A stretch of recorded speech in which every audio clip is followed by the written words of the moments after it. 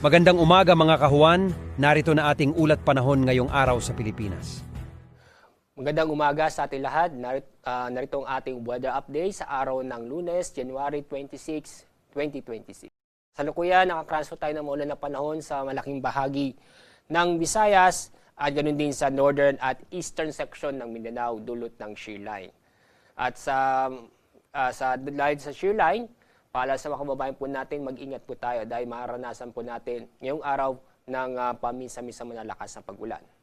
Samantala, itong malakas na amihan ay dahil sa malakas na amihan, nakakaranas po tayo ng malamig na panahon sa malaking bahagi ng ating bansa tulad sa Luzon at sa Visayas.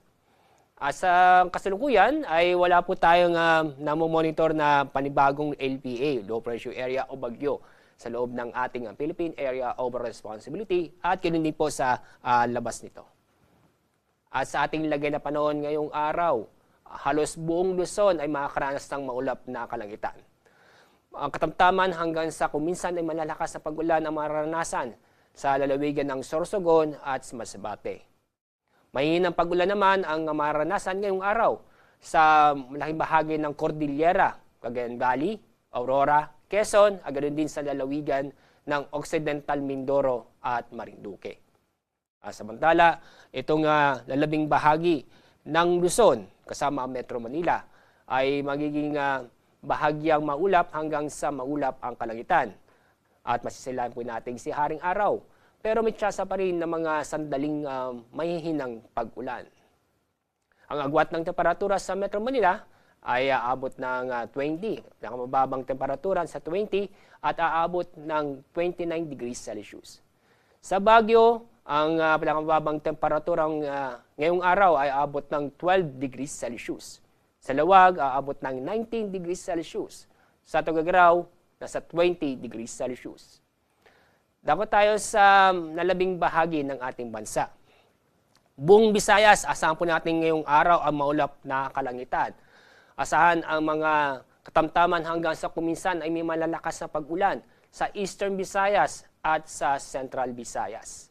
Mahinang pag-ulan naman ang maranasan sa lalabing bahagi ng Visayas.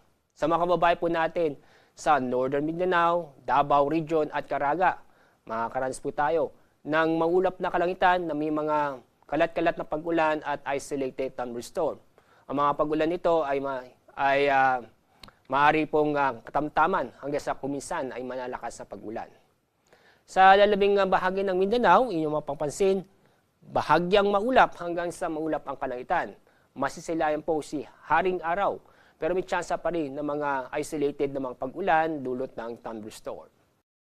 At dahil sa epekto o itong patuloy na shear line na nakaka-apekto sa silangang bahagi ng Visayas at Mindanao, may inaasahan tayo na malalakas na pag-ulan kung saan ang dami ng ulan aabot ng 50 hanggang 100 millimeters sa loob ng isang araw.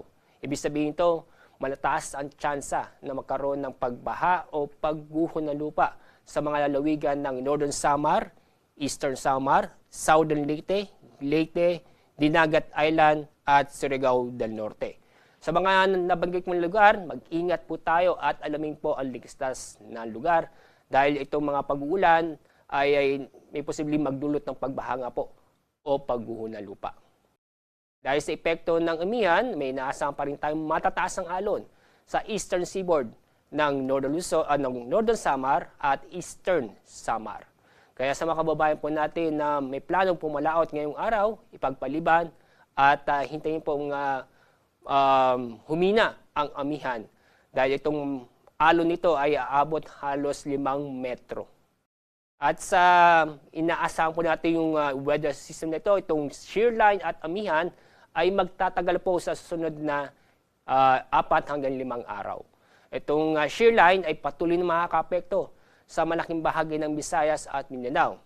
At dahil dito, inaasahan pa rin natin ang mga katamtaman hanggang sa kuminsan ay malalakas na pag-ulan sa Eastern Visayas, sa Central Visayas, Caraga, Davao Region, kasama rin ang Sorsogon, Camiguin at Misamis Oriental.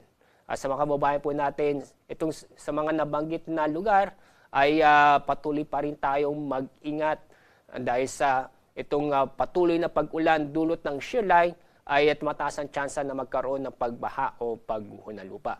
Sa mga susunod na araw nito o sa loob ng araw nito, mula Martes hanggang Biyernes, wala po tayong inaasahang mabubuong low pressure area o bagyo sa loob ng ating Philippine Area of Responsibility.